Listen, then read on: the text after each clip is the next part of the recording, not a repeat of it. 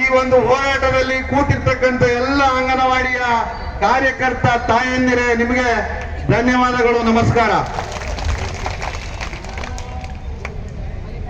ತಾಯಂದಿರು ಅಂತಕ್ಕಂಥ ಶಬ್ದವನ್ನ ಪ್ರಯೋಗ ಮಾಡಿದೆ ನಾನು. ಈ ಭೂಮಿ ಮೇಲೆ ಯಾವ ಒಬ್ಬ ವ್ಯಕ್ತಿ ಅತ್ಯಂತ ಶ್ರೇಷ್ಠ ಅಂತ ಕೇಳಿದ್ರೆ ನಾವೆಲ್ಲರೂ ಹೇಳ್ತೇವೆ ತಾಯಿ ಅಂತಕ್ಕಂಥದ್ದು. ತಾಯಿಯ ಸ್ಥಾನದಲ್ಲಿ ಇರ್ತಕ್ಕಂಥ ತಾವು ತಮ್ಮ ಮಕ್ಕಳಿಗೆ ಹಾಲುಣಿಸಿ ಬೆಳೆಸ್ತೀರಾ. ಅದಾದ ನಂತರ ನಮ್ಮ ದೇಶದಲ್ಲಿ ಎರಡನೇ ಸ್ಥಾನ ಇರ್ತಕ್ಕಂಥದ್ದು ಗೋಮಾತೆಗೆ.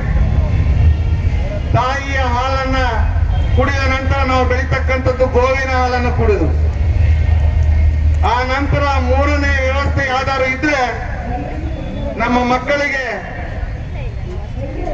ಯಾವ ಸಂಸ್ಕೃತಿಯನ್ನ ಕಲಿಸ್ತಕ್ಕಂಥ ಮನೆ ತಾಯಿ ಇದ್ದಾಳೋ, ನಂತರ ಸ್ಥಾನದಲ್ಲಿ ಗೋವುಗಳಿದಾವೋ, ಆ ನಂತರ ಸ್ಥಾನದಲ್ಲಿ ಮತ್ತೆ ಇದೇ ತಾಯಿಯಂದ್ರು ಅಂಗನವಾಡಿ ಕಾರ್ಯಕರ್ತೆಯರು ನೀವೆಲ್ಲ ಬರ್ತಾ ಇದ್ದೀರಿ ಅಂತಕ್ಕಂಥದ್ದನ್ನ ನಾವೆಲ್ಲ ಅರ್ಥ ಮಾಡ್ಕೋಬೇಕು. ಮಕ್ಕಳಿಗೆ ಅಕ್ಷರವನ್ನ ಕೊಡೋದ್ರ ಜೊತೆಗೆ ಅವರ ಮಲಮೂತ್ರವನ್ನು ಕೂಡ ತೆಗೆದು ಈ ದೇಶದ ಮುಂದಿನ ಪ್ರಜೆಗಳ ಸೃಷ್ಟಿಯಲ್ಲಿ ಮಹತ್ತರವಾದ ಪಾತ್ರವನ್ನು ವಹಿಸ್ತಾ ಇರ್ತಕ್ಕಂತಹ ಈ ಒಂದು ಹೋರಾಟದ ಶಕ್ತಿ ಇರ್ತಕ್ಕಂಥ ತಾಯಂದ್ರಿಗೆ 5 ದಿನಗಳ ಕಾಲ ಹೋರಾಟವನ್ನು ಮಾಡಿ ಅಂತಕ್ಕಂಥ ರೀತಿಯಲ್ಲಿ ನಮ್ಮ ಪಾಲಿಗೆ ನಾವು ಸರ್ಕಾರ ನಡೆಸ್ತೇವೆ, ನೀವು ಹೋರಾಟ ಮಾಡಿ, ನಮಗೂ ಅದಕ್ಕೂ ಸಂಬಂಧನೇ ಇಲ್ಲ ಅಂತ ಅನ್ನೋ ರೀತಿಯಲ್ಲಿ ನಡ್ಕಂತ ಇರ್ತಕ್ಕಂಥ ಈ ಸರ್ಕಾರಕ್ಕೆ ನನ್ನ ಧಿಕ್ಕಾರ ಇಲ್ಲಿ ಅಂತ ಹೇಳಲಿಕ್ಕೆ ಬಯಸ್ತೇನೆ. ಬಂಧುಗಳೇ, ಇವತ್ತು ಒಂದು ಹೋರಾಟ ಅಂತ ಹೇಳಿದ್ರೆ ಹೇಳ್ತಾರೆ ಅಧಿಕಾರ ಹಿಡಿಬೇಕಾದ್ರೆ ನಾವೆಲ್ಲರೂ ಹೋರಾಟದಿಂದ ಬಂದಿದ್ದೇವೆ ಅಂತ.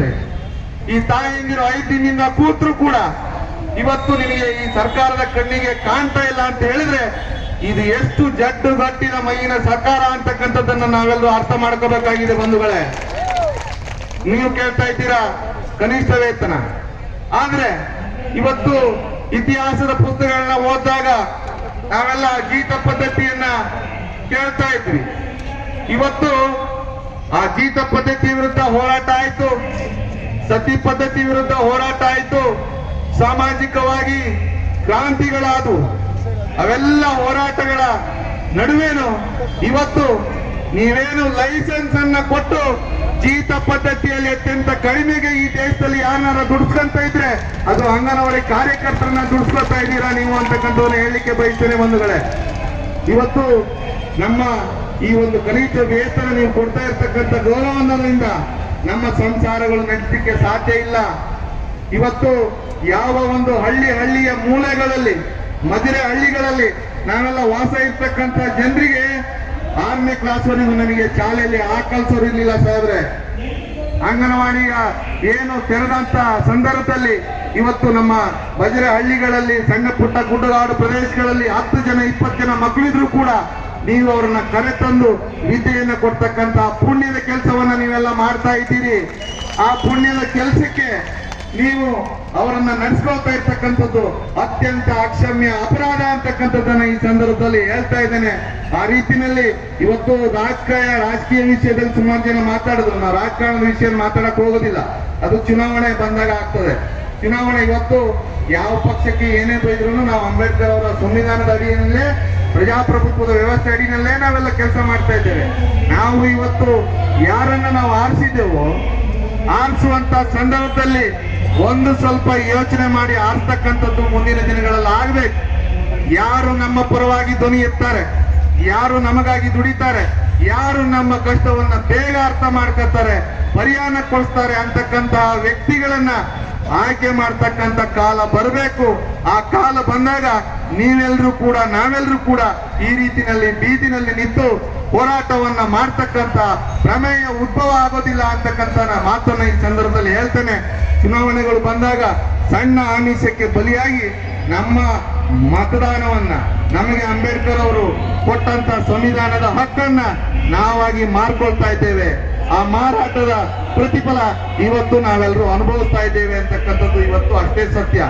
ಈ ನಿಟ್ಟಿನಲ್ಲಿ ಈ ಒಂದು ಹೋರಾಟಕ್ಕೆ ಏನು ನಾಯಕರೆಲ್ಲ ಬೆಂಬಲ ಕೊಟ್ಟಿದ್ದಾರೆ, ಅದೇ ರೀತಿಯಲ್ಲಿ ಎಲ್ಲರೂ ಬೆಂಬಲ ಕೊಡಬೇಕು.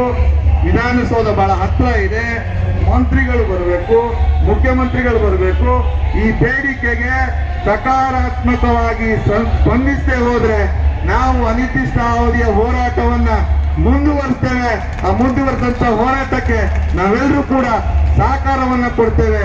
ಈಗಲಾದ್ರೂ ಕಣ್ತೆರೆದು ನೋಡಿ ಸಿದ್ದರಾಮಯ್ಯನವರೇ, ನಿಮ್ಮ ಕಣ್ಣು ಮುಚ್ಚಿರುವ ನಿದ್ರೆಯಲ್ಲಿ ಇರುವಂತ ಸರ್ಕಾರಕ್ಕೆ ಇದು ಎಲ್ಲ ರೀತಿಯ ಎಲ್ಲ ಹಳ್ಳಿ ಭಾಗದಿಂದ ತಾಯಂದ್ರು ಬಂದಿದ್ದಾರೆ. ಇವತ್ತು ಹೆಂಡತಿ ಹೋಗಿದ್ದಾಳೆ ಅಂತ ಹೇಳಿ ಇಲ್ಲಿ ಊರಲ್ಲಿ ಗಂಡ ಇನ್ನೂ ಬರ್ಲಿಲ್ಲಪ್ಪ ಅಂತ ಯೋಚನೆ ಮಾಡ್ತಾರೆ, ಮಕ್ಕಳು ಯೋಚನೆ ಮಾಡ್ತಾರೆ ನನ್ನ ತಾಯಿ ಬಂದಿಲ್ಲ ಅಂತ ಹೇಳಿ. ಇಂಥ ತಾಯಂದ್ರನ್ನ ನೀವು ಇಲ್ಲಿ ಕೂರಿಸಿ ಒಂದು ಕಿಂಚಿತ್ತು ಯೋಚನೆ ಮಾಡ್ತಿಲ್ಲ ಅಂತ ಹೇಳಿದ್ರೆ ನಿಮಗೆ ಯಾಕೆ ಬೇಕು ಈ ಮಂತ್ರಿಗಿರಿ, ನಿಮಗೆ ಯಾಕೆ ಬೇಕು ಈ ಒಂದು ಸರ್ಕಾರದ ಮಂತ್ರಿಗಿರಿ ಅಂತಕ್ಕಂಥದ್ದನ್ನ ಖಂಡಿಸ್ತೇನೆ. ಈ ವಿಚಾರದಲ್ಲಿ ನೀವು ನಡ್ಕೊಳ್ತಾ ಇರೋ ರೀತಿ ತುಂಬಾ ಸರಿ ಇಲ್ಲ. ಆದಷ್ಟು ಬೇಗ ತತ್ಕ್ಷಣ ನೀವು ಇಲ್ಲಿಗೆ ಬರಬೇಕು. ನಮ್ಮ ಏನ್ ಬೇಡಿಕೆ ಇದೆ, ಬೇಡಿಕೆಗೆ ಸಕಾರಾತ್ಮಕವಾಗಿ ಸ್ಪಂದನೆಯನ್ನು ಕೊಡಬೇಕು ಅಂತ ಹೇಳಿ ಒತ್ತಾಯಿಸ್ತಾ ನಮ್ಮ ಹಿರಿಯರು ಮಾತಾಡ್ತಾರೆ. ನಾನು ಮಾತಾಡ್ತಾ ಹೇಳಿದೆ, ಅಣ್ಣ ನಿಮ್ ಭಾಷಣಗಳೆಲ್ಲ ಕೇಳಿದೀನಿ, ಇವರು ಬಹಳ ಚೆನ್ನಾಗಿ ಮಾತಾಡ್ತಾರೆ. ವಿದ್ವಾಂಸ ಅದೊಂದು ಪಟಾಕಿ ಸರ ಇದ್ದಂಗೆ, ನೀವು ಒಂದು ಪಟಾಕಿ ಸರ ಹಚ್ಬಿಟ್ರೆ ನಾವು ಒಂದ್ ಸಣ್ಣ ಪಟಾಕಿ ಹೊಡೆದ್ರೆ ಕೇಳಿಸಲ್ಲ, ಅದಕ್ಕೆ ನಾನೇ ಮೊದಲು ಮಾತಾಡ್ತೀನಿ ಅಂತ ಹೇಳಿದೆ. ಹಿರಿಯರು ಬಹಳ ಬಸವಣ್ಣ ಅವರ ಅಭಿಮಾನಿಗಳು, ಅವರು ಇಬ್ರಾಹಿಂ ಸಾಹೇಬ್ರು, ಅವರು ಬೆಂಬಲ ಸಿಗ್ತಾ ಇರ್ತಕ್ಕಂಥದ್ದು ನಿಮ್ಮೆಲ್ರಿಗೂ ಒಳ್ಳೇದಾಗ್ಲಿ. ಈ ದಿನ ನಿಮ್ಮೆಲ್ಲರ ಜೊತೆಗೆ ನಾವು ಇದು ನಿಮಗೆ ಸಹಕಾರವನ್ನ ಕೊಡ್ತೇವೆ ಅಂತ ಹೇಳ್ತಾ ಅವಕಾಶಕ್ಕಾಗಿ ಹೊಂದಿಸಿ ನಿಮ್ಮೆಲ್ಲರಿಗೂ ಈ ಒಂದು ಹೋರಾಟ ಜಯ ಸಿಗ್ಲಿ ಅಂತ ಹೇಳ್ತಾ ನಾನು ಮಾತನ್ನು ಮುಗಿಸ್ತೇನೆ. ಭಾರತ್ ಮಾತಾ ಕಿ, ಭಾರತ್ ಮಾತಾ ಕಿ. ಅಂಗನವಾಡಿ ಕಾರ್ಯಕರ್ತೆಯರು ಸಹಾಯಕಿಯರ ಹೋರಾಟಕ್ಕೆ ಬೇಕೇ ಬೇಕು, ಬೇಕೇ ಬೇಕು, ಬೇಕೇ ಬೇಕು. ಎಲ್ಲಿಯವರೆಗೆ ಹೋರಾಟ? ಭಾರತ್ ಮಾತಾ ಕಿ. Thank you.